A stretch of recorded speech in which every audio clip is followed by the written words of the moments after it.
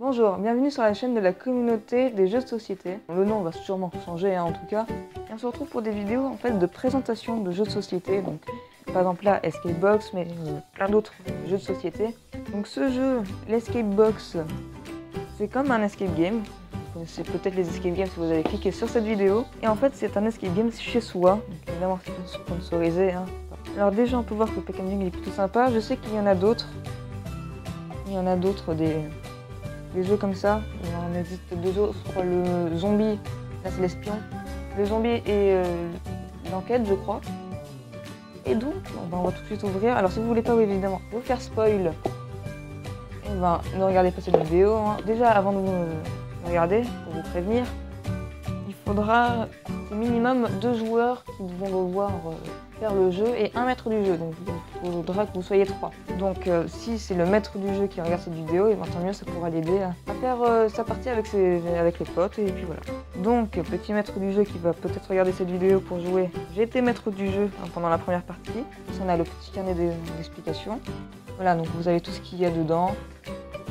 Le nombre d'accessoires qu'il y a, le temps de jeu de la partie. On peut raccourcir le temps de jeu évidemment. Et la petite info, c'est qu'il y a un QR code, voilà, un fichier sonore à télécharger qui vous mettra en fait dans l'ambiance du jeu quoi, et qui est exactement à 1 heure et qui vous donnera les indications de combien de temps il reste. C'est pas très compliqué, c'est très bien pour mettre dans l'ambiance. Alors il va falloir d'abord établir le nombre de pièces. On va devoir chercher les indices, les cartes. Donc voilà, en sachant que voilà, les cartes sont les énigmes qui vont être dissimulées. Alors il n'y a qu'un seul scénario dans ce jeu. Voilà, donc au début du scénario, vous avez ici toutes les cartes qui sont numérotées. Alors là, elles sont dans le désordre parce qu'on a déjà fait des parties. Et donc voilà, vous avez ici le nombre de cartes qui vont devoir être visibles donc sur une table de préférence quand les joueurs vont rentrer dans la pièce. Les cartes que vous devrez garder en main, donc c'est tout simplement qu'une fois que les énigmes seront résolues, il y aura marqué qu'il faudra donner une certaine carte si les joueurs réussissent les énigmes. Donc voilà, vous donnerez ces cartes-là. Ensuite, on a des cartes à cacher avec soin, c'est-à-dire qu'elles seront importantes pour les énigmes qui vont devoir bien fouiller la pièce. Alors, notez bien sur un papier où est-ce que vous avez caché toutes les cartes, numérotez-les, enfin, essayez de faire en sorte de savoir où elles sont. Parce que je me souviens d'en avoir perdu une, mais je l'ai retrouvée un peu après. Et donc voilà, numérotez bien où est-ce que vous cachez toutes les cartes. Voilà, elles sont numérotées jusqu'à 40. Vous avez d'autres cartes à cacher un petit peu moins bien, mais vraiment cachées avec soin. Je vous conseille l'intérieur des tiroirs.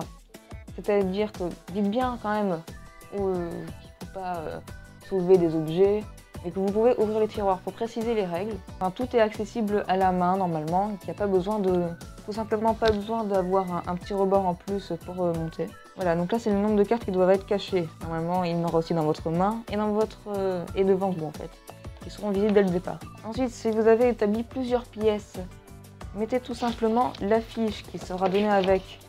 Voilà, celle-là, je ne la montre pas trop. Maître du jeu, il va falloir mettre l'affiche dans une autre pièce si possible, car il y a quelques indices dissimulés dessus qui pourront être utiles, et donc pour la communication ça va être un peu plus marrant de la mettre loin, comme ça ils vont devoir parler un peu plus fort pour s'entendre, enfin c'est beaucoup mieux. Donc une fois que vous avez désigné le maître du jeu, les joueurs, et que vous avez caché les cartes, il va falloir tout simplement mettre la bande sonore, qui est vraiment pas mal, ça met un petit peu dans l'ambiance. Essayez de fermer les volets si possible, d'éteindre les appareils électroniques, ça mettra encore mieux dans l'ambiance. Vous avez ici le déroulement de la partie. Un maître du jeu est donc désigné. Les espions doivent quitter la zone et ne pas entendre où sont cachées les cartes, évidemment. Donc le maître du jeu doit rassembler les éléments nécessaires au scénario, c'est-à-dire toutes les cartes que je vous ai montrées. Donc placer les éléments visibles comme le scénario le précise. Donc, mettre les cartes visibles sur la table. On dissimule donc les autres cartes. On laisse à disposition évidemment de quoi écrire. Et les espions reviennent dans la zone de jeu. Donc il va falloir qu'ils puissent noter des trucs, car certaines énigmes sont très complexes, enfin un petit peu tordues. Vous allez devoir lire l'introduction du scénario, tout simplement, et on lance le compte à rebours. Vous allez devoir lire l'introduction du scénario, ensuite donner le compte à rebours, et ça commence. Les espions vont devoir fouiller les lieux, de résoudre les énigmes, et ils ont 60 minutes pour tout résoudre. Et sachant que pour gagner la partie, ils vont devoir résoudre toutes les énigmes, c'est-à-dire les 8 énigmes, et ils peuvent très bien les résoudre dans le désordre, mais c'est plus simple de les résoudre dans l'ordre car l'énigme numéro 1, il donne une carte qui peut être utile pour résoudre l'énigme numéro 2, etc., etc. Vous pouvez donc, si jamais ils ont du mal à faire les énigmes, donc là ici par exemple, je vous montre l'énigme 1. Il y a le nombre de cartes qui doivent être qui sont nécessaires pour résoudre l'énigme, plus leur numéro.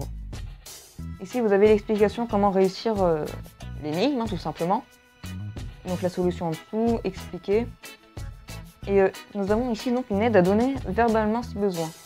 Alors, vous pouvez évidemment donner un peu plus d'indices si vraiment ils ont du mal. Les conseils sont peut-être pas mal de temps en temps. Si jamais vous voyez que des cartes n'ont pas encore été d'ailleurs trouvées, essayez de le leur donner, ce sera peut-être plus simple, ou alors de leur dire combien il en reste dans certaines pièces. Voilà, ça c'est notre score, 49 minutes 10. Et il nous restait donc 11 minutes, ce qui était plutôt pas mal. Donc voilà, il y a plusieurs énigmes, toutes les cartes sont utiles, mais ne sont plus utiles par la suite. Précisez bien ça, que chaque carte est utile pour une énigme et pas pour d'autres. J'espère en tout cas que cela vous aura plu. Le nom de la chaîne n'est pas définitif. D'autres jeux de société sont à venir et peut-être d'autres escape box. Si cette vidéo explication vous a plu, n'hésitez pas à me le faire savoir dans les commentaires. Le rythme de vidéo, je ne sais pas encore. Ce sera quand je voudrais bien ou si j'ai des jeux intéressants à vous montrer. Et sur ces mots, je vous laisse jouer tranquillement à vos jeux.